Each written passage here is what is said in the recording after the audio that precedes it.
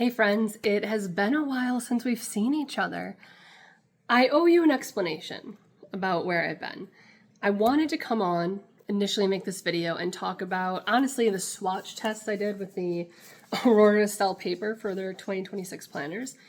But I can't talk about that until I explain what's happened. Now, if you are here for the paper and you don't know what I'm talking about, that I've just been missing for like a year and you don't care anything about it, jump forward. I got chapter marks below. It will not hurt my feelings at all. But I want to give people an explanation because a lot of people have reached out to me to see if I'm okay, to ask where I've been, and I know that I didn't reply to almost everyone. And for that, I'm sorry if I worried you at all. It was not the intention. A little over a year ago, I started feeling burnout signs. And I've worked in tech for 20 years at this point. Like I know burnout when it's starting to happen. And typically I will kind of take a series of actions that should help me get away from the black hole dark abyss that is falling into burnout. It didn't really work. So I don't want to get too deep into it, but it didn't really work. And I decided to take like 2 weeks off and, touch some grass and not touch any emails. And that 2 weeks turned into like 3 weeks, 4 weeks. And then I just couldn't do it. Like I could not get back to the old grind that I was on. And so I cut back on a lot of what my commitments were and said, all right, I'm going to give myself space to take the time I need to get there. And then life just, I don't want to say crumbled because that is being very dramatic, but a lot of unexpected things happened in life that were additional stressors that were not expected or planned for. And so typically in the past, when I have inched towards burnout, it's been because I've overcommitted myself professionally. This time, it was a combination of things. I don't know if I could have avoided it as I look at everything. But I did what I could, and before I knew it, I was like 6 months into not talking to anyone, not in general, but like online, except for like my current client commitment. I felt so drained. Like the moment I would sit down at my computer, there were times where I would spend like 3 hours just sitting there staring at nothing. Like my brain was just off. So I did something kind of drastic, but I think that it has changed my life for the better, and it's something that I foresee myself continuing in the direction of. One is I turned my phone off, and then I just canceled my phone and don't have the number that I've had for the last like 15 years. I have a cell phone because I need it for two-factor at the bare minimum. I need it for two-factor authentication, and when I'm out and about, if I'm alone, I'll take the phone so I can call if something happens or if I need something. But I'm not, like when I wake up, I don't touch my phone sometimes until like 7 p.m. That has been a life changer. I do not think I will ever go back to having a cell phone in the same way that I had a cell phone even a year ago today. Maybe a year and a half ago today. Number 2 is I really moved my life back to being analog. So prior to all of this, my entire life was digital. I had a Google Drive that was really well organized that had like my entire life in it. And I had Google Docs for everything. And I had a Notion space that really like ran our entire house and our life. And everything was digital. It was convenient because if I was out and about and I needed like articles of incorporation for a company I started, I knew where to find it within a couple minutes. I will say, I recognize that I have given that up completely. Like I'm not going to carry all that around with me, but it's okay because in the case that I didn't have that document, I could always email it to them later, right? There's always other ways. So it's nice. I just gotta say, it's really nice. I went back to paper, and I think writing things down has changed how I think about things. So now when I sit down at the end of the day, I do use erasable pens, but it's still pen. So I'm going through and I'm thinking about the next day in a different way because it's not as easy just to move stuff around on the calendar. I'm sitting down and being a lot more intentional with everything that I'm doing. I feel like I'm almost thinking slower and more methodically than before just making decisions and going. It has been life-changing. So now, as I've come back to existing online on the internet, I have decided intentionally that there are some things that I'm maintaining that I did during this kind of break that I had.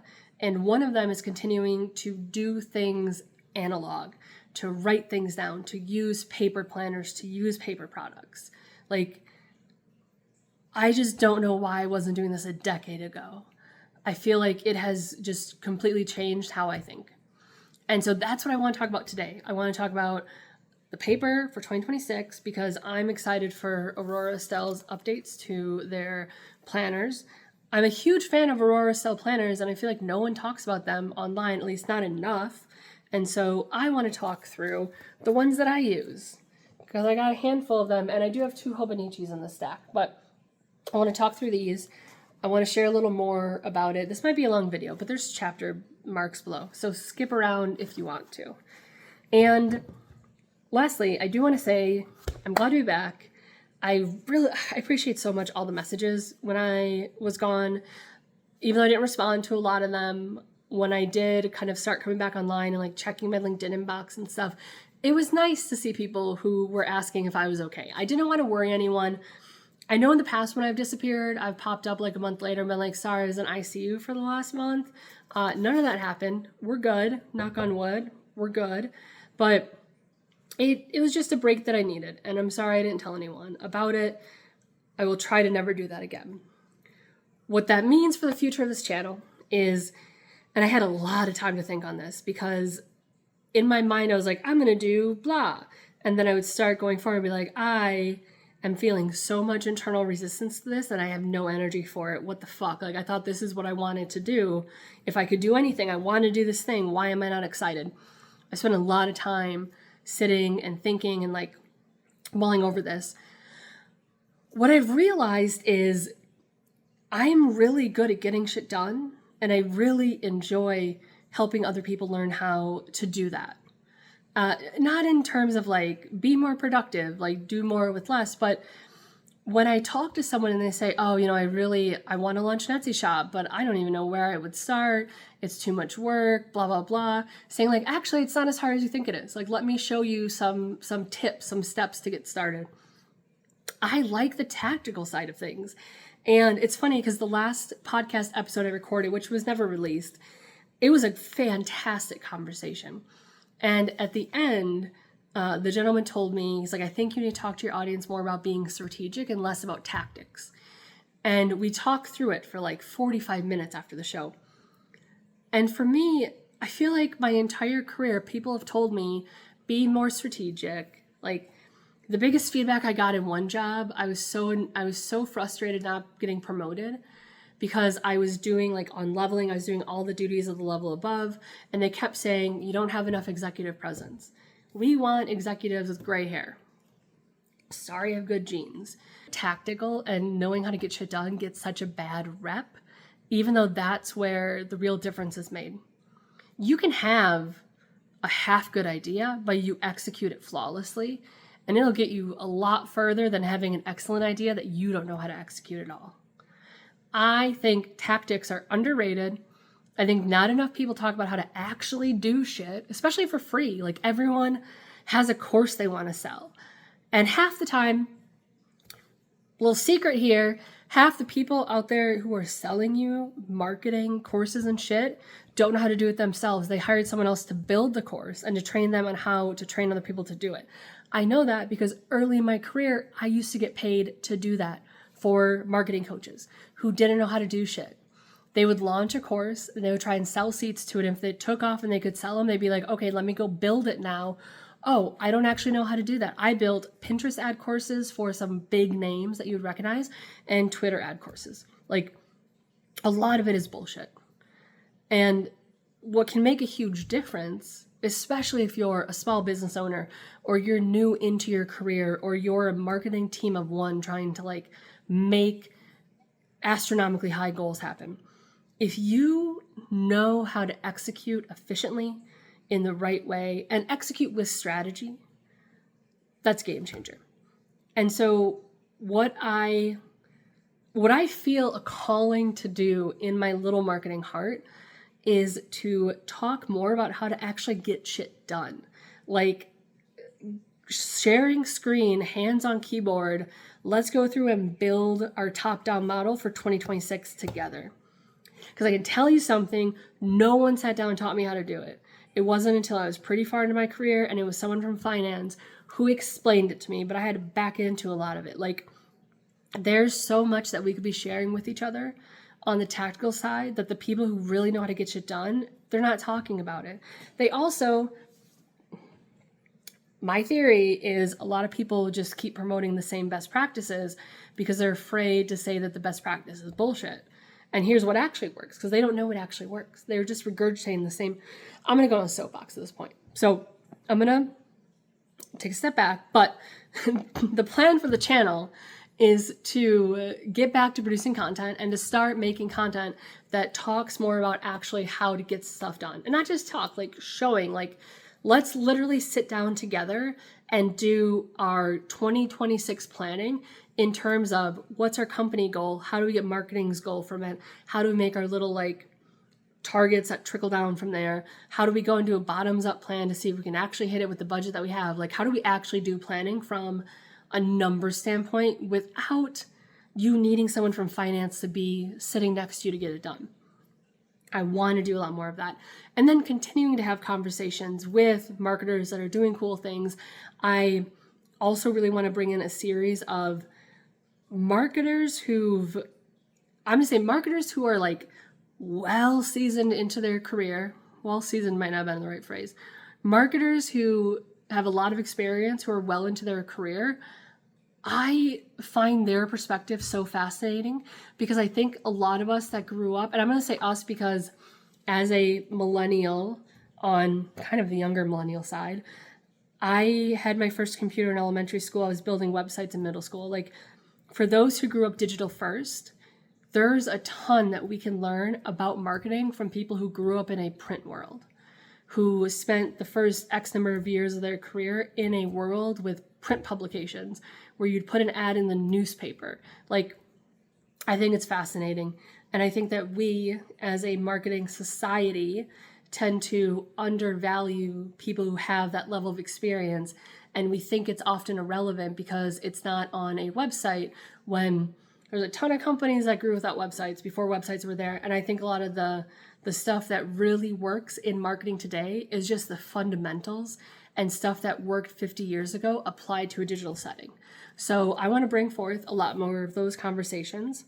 And yeah, it should be January 2026 relaunch, but I am doing the work on the back end to start preparing for that so we can, really hit the ground running.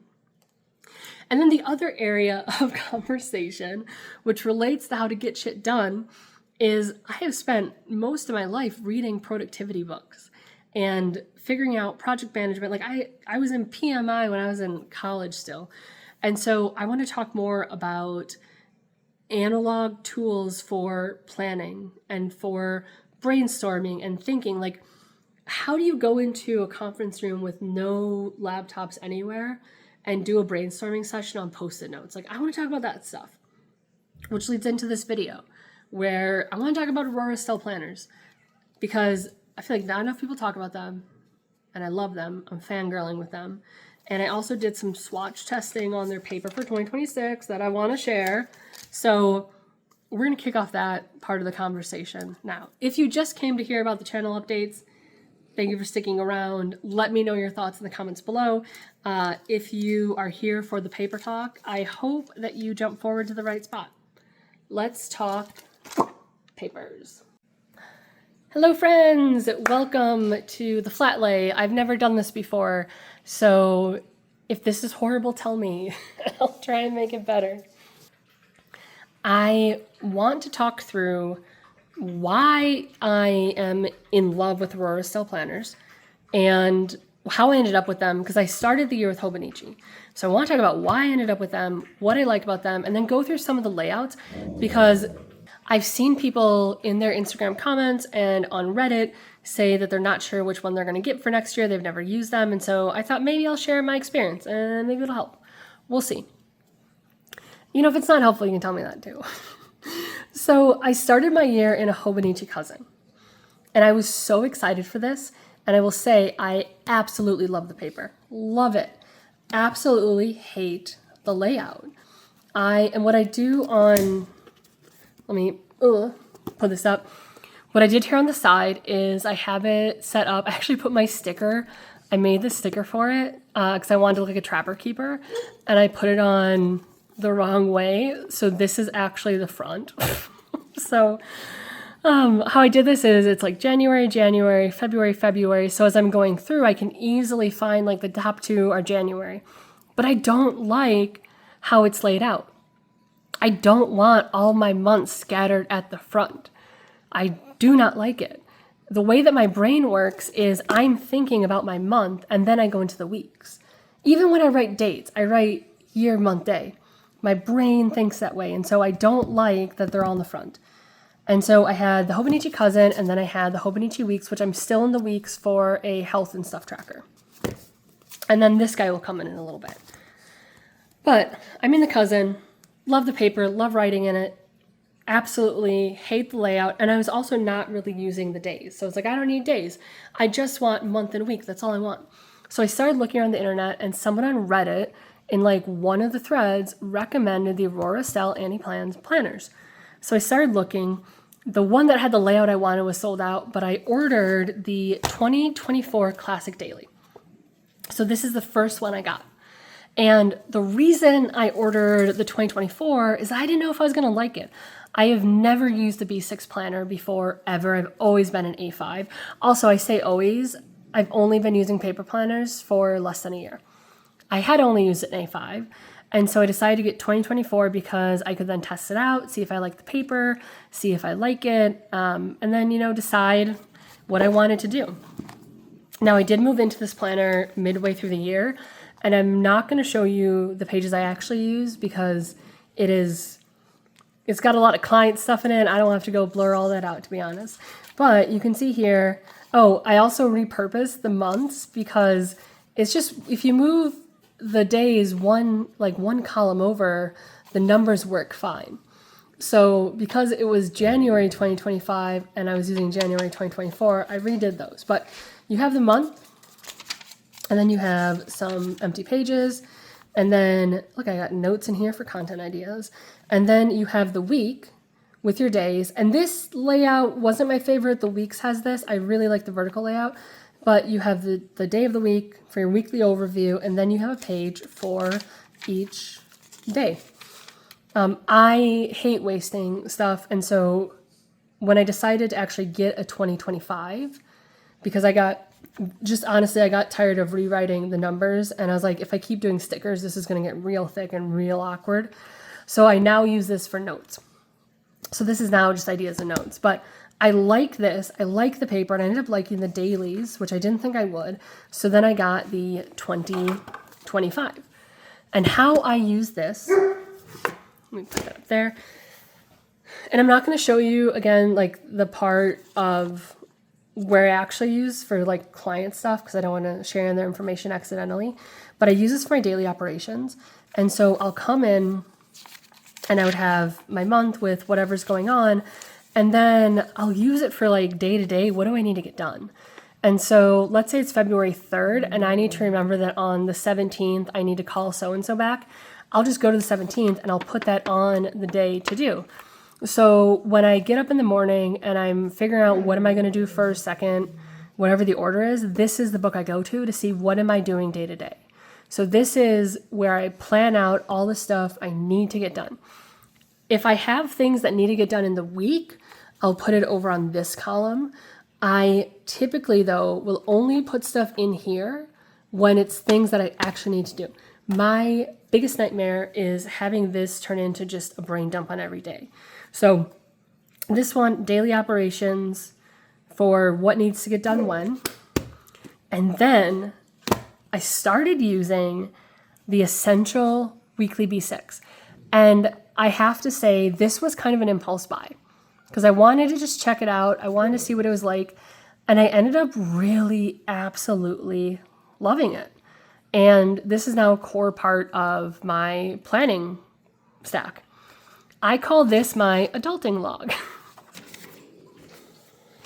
Okay, this is a week that I had set up and I didn't use, so I'll show you this.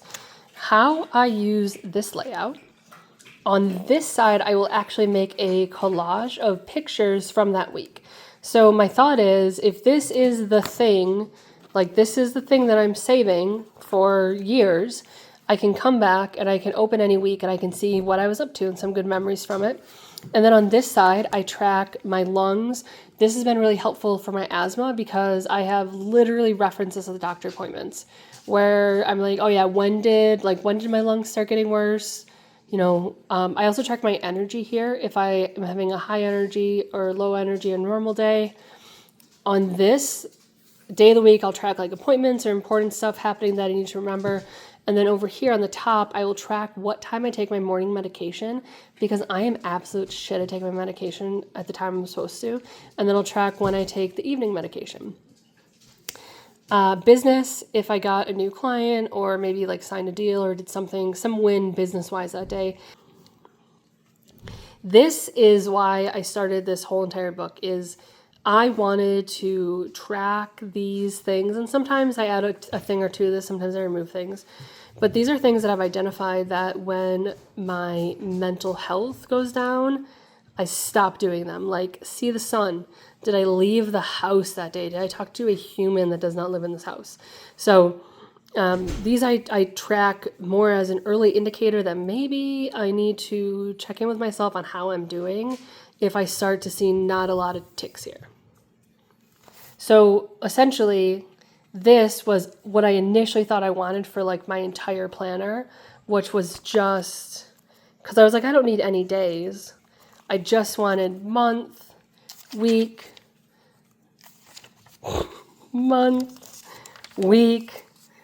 and let's go. But I found I actually like having the day-to-day for my to-do list. So this one, adulting log, I'll probably keep this for a long time. This one, just the day-to-day, what I need to do. We'll probably throw this out at the end of the year. Now I also picked up the weekly horizontal classic A5. It was on sale. I think this might be like an oops one, but I wanted to see how the A5 felt in terms of like size and everything because I think this isn't actually enough space for me. I want a bigger planner. So I picked this up. Now the weekly horizontal classic. So I picked up also the weekly horizontal classic because I wanted to see how the A5 felt. I wanted to check the paper. The B6, I think just is not enough space for me. So I want to go to the A5, but I want to test it out first. So similar to getting the 2024, I did that with this. So let's dive in. Weekly horizontal classic, and this is undated. With the undated ones, what I've noticed is they tend to have groupings in the front. So you have your trackers, you can put in whatever months you want here, and then you have all of your months. So it's a month, and then it's a blank spread, and then another month, and then a blank spread. But it is all the months together in the front.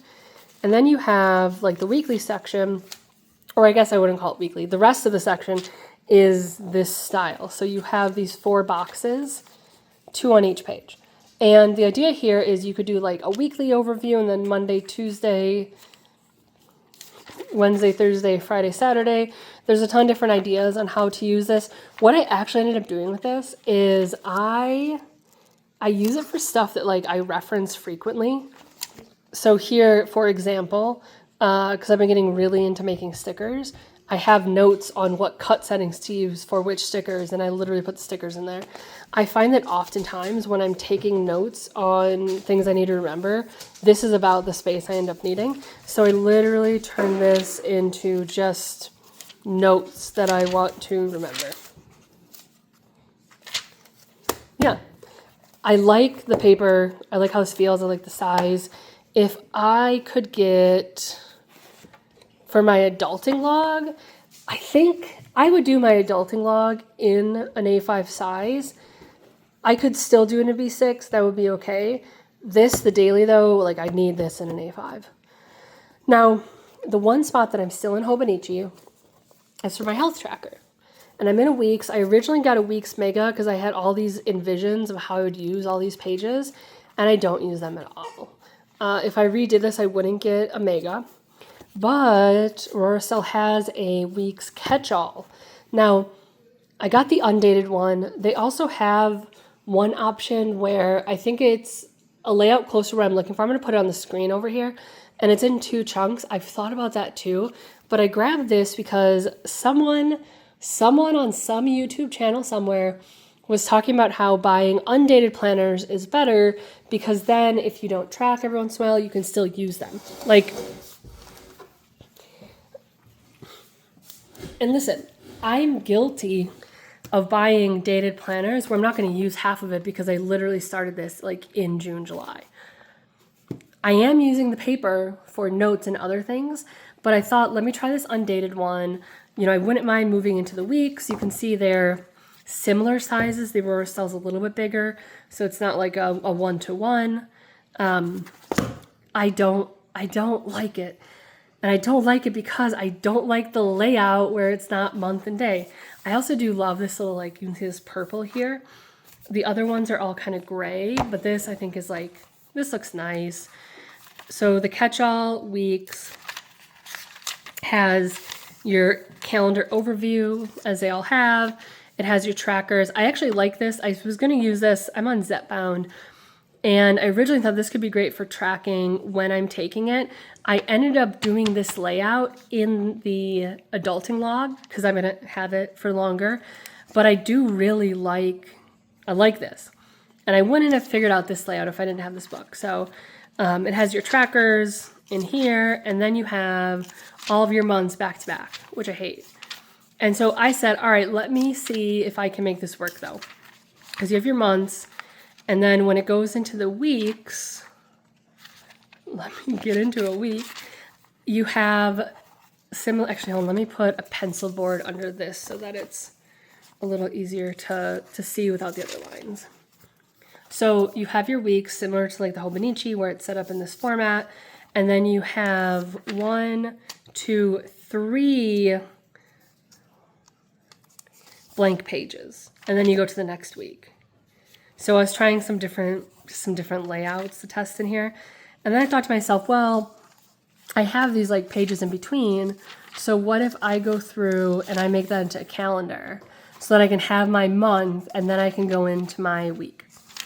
And so I toyed around with that a little bit. Here I actually like made a month. I don't think I can do it though. I think I just need dated. That's what I've realized is I am so committed to the layout of having the month calendar and then the days in the month that I cannot go back to not that. I will in 2026. I am planning on getting a week's. What I will say is I like this for the health tracker because it's really easy to like take this around. I don't need this many pages. Like a big chunk of this is going to just become scrap paper on my desk because I don't want to waste it. But I think for 2026, I will get a week's. I don't know what else I'm getting yet though. I'm still figuring that out. Now, I had told you there's also this little guy. I thought to myself, hey, why don't I try this disc bound situation? I kind of like it, but I can't imagine using a disc bound for day-to-day. I really like the bound journals. What I actually did is I printed off all the shit I should be doing around the house. Like deep clean the dishwasher. When did I do that last? Clean out dryer vents. Like I found a list of all the adult stuff you're supposed to do, and I printed it on here, and then I put it on this disc bound planner because my thought is, did I put the dividers in here yet? I'm going to put dividers in here, and then my thought is I can take this, and when I deep clean the dishwasher, I can like actually just take it out and then go put it in the month for the next time I need to do it, because you're supposed to deep clean your dishwasher, I think, like once a quarter. So if I'm going through on like Thursdays, our cleaning day, I can just look at like, what do I need to do, take my stuff out to do, and then put it in the section it needs to go in. So I'm going to try this for our kind of house cleaning stuff. I feel enthusiastic. I feel like this is going to work. I also have this bad boy. This is also Aura Estelle. I think they're getting rid of their A5 wide line for ring bound because everything was on sale, and so I picked one up. What I'll say is I like the quality. Like, this feels high quality. It was like $10 because it's on clearance. But if you come in, here's what it looks like on the inside. I have a little quote that I saw on a podcast. We're all gonna die. Am I gonna let it ruin my day? No. That might be a little macabre, but that's what I got. Cards for my husband, and it's got this kind of cute design. And then I got some dividers, and what I keep in here is our important family stuff we need to know. So I have, like, for our dogs, like when we got them, their vaccination records, for everyone in the house, like the list of their medication. So if there's ever something going on where we just like need that family information, it's here in this binder.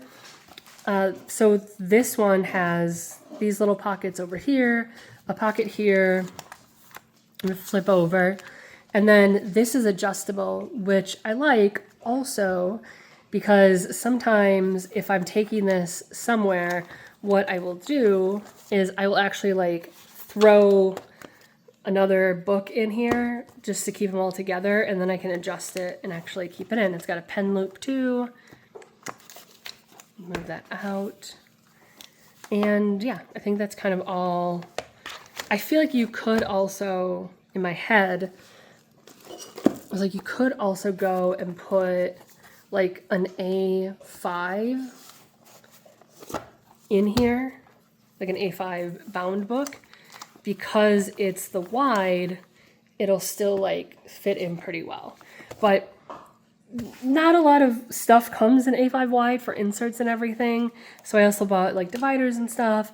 But yeah, I just like the quality of it. And I thought, why not get something disc bound? And again, it was like $10. So I went that way. Now let's chat about 2026. So they have a new line coming out, which I think looks really interesting. I haven't decided what I'm getting yet. I'll keep everyone posted. But I did this little paper sample because they had the option to order samples. Now I want to caveat this. I have no clue if these are the ones that they're actually using because they did change suppliers. They had an issue with their supplier trying to push like some really shady terms. And so they kind of last minute switched suppliers. And so I don't know if this is actually the paper that is going to be in the B6 and the A5. I'm going to get one either way because I think like I trust that whatever paper they go with is going to be the best paper that they can get their hands on. I trust that they wouldn't ship the journals with shit paper. Like I think they would. My perception of their quality is they would rather like destroy them than let shit quality go out. So this is the B6. What I will say is I noticed a slight difference between them. Ignore this, water got on here afterwards. And I'm so bummed that when I recorded the video of actually doing these, I didn't hit record. So I have one video of recording like from the bottom of the table up, which is kind of cool. Like I'll maybe include that or put in like a reel. But the number one pen I use is the Sarasa. And so I started with that. So I have like the pens I more frequently use towards the top. This might look weird to you because I write it forwards and then I'll write it backwards because I like that if I look at the back, I can see what it is. I don't have to try and read it backwards. So I just write it backwards. But you can see here, the Sarasa 0.05. On the A5 one, it came in a little longer to dry, and so it smeared. It dried quicker on the B6, which I thought was interesting because I think for the most part, like they are pretty comparable. They don't look too different. what I noticed is overall on the B6 is like, if you look here by the stabilos, it almost looks like a little pixelated. I don't know if anyone is going to know what I'm talking about. But here, it feels and it looks a lot smoother on the A5 than the B6. But the one spot where it was noticeable was like the Sharpie bled through a lot more on the B6 than it did on the A5. So based on these two pieces, the A5 was my winner, which I'm 100% okay with because I want to get an A5 anyways. This wouldn't disqualify me from using the B6 though. Like, it's a slight difference. And if I didn't have these two to compare, I probably wouldn't have noticed that I think the B5 looks a little bit pixelated. I did some examples where I put the paper together and drew lines going left to right and then right to left. So I could see maybe in one of these Sharpies, my Athena, the pressure is totally different, but you can see it still bleeds through differently. Like this one bleeds through more than this one does. I don't think any of us really use Sharpies regularly in our planners, but I wanted to see how it would handle it because definitely like the Hobonichi, which I have here for comparison, Hobonichi doesn't do well with Sharpie. Yeah, I will say, so the other one that I did notice actually a bit of a difference is here is the Stabilo, which I might be pronouncing wrong, it's fine. I did the dark green one and then I ended up using a different color here. So I also did the dark green one with this test. And I feel like it did better on the Aura Estelle. Like you can see here is, I think this is the B, this is the A5, and this is the B6.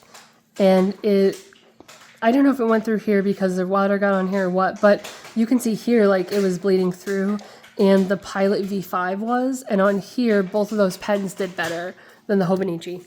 So I would actually say I think the Aura Estelle, both of their paper samples, I feel like to me performed better than the cousin from this year did. I didn't have like a messed up cousin though, like I don't use fountain pens, but I didn't have like, you can see like there's not issues with it. It's not like feathering out horribly or anything, but I just wanted to compare them.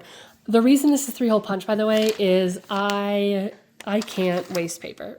So my cousin that I Frankenstein, I kept all the paper and I just use it for notes and stuff. Anywho, that's Aura Estelle, the planner, love of my life. I'm happy to do another video on what I end up getting for 2026. I'm super excited for the new line they have. They have some tip-ins also coming. Like, I'm super excited for it. I think it's going to be great. If you have any questions about what I showed you or you want to see like any more of these in depth, happy to walk through them again. Hopefully this video was helpful. If you are thinking about your 2026 planner, I would highly encourage you. And like, also, can you tell that I was having a hard 2025? This is from Unicorn Eclipse. They have the cutest possible stickers. But it was nice to see everyone again. I hope you guys are doing well, and I can't wait to chat with you again. Bye.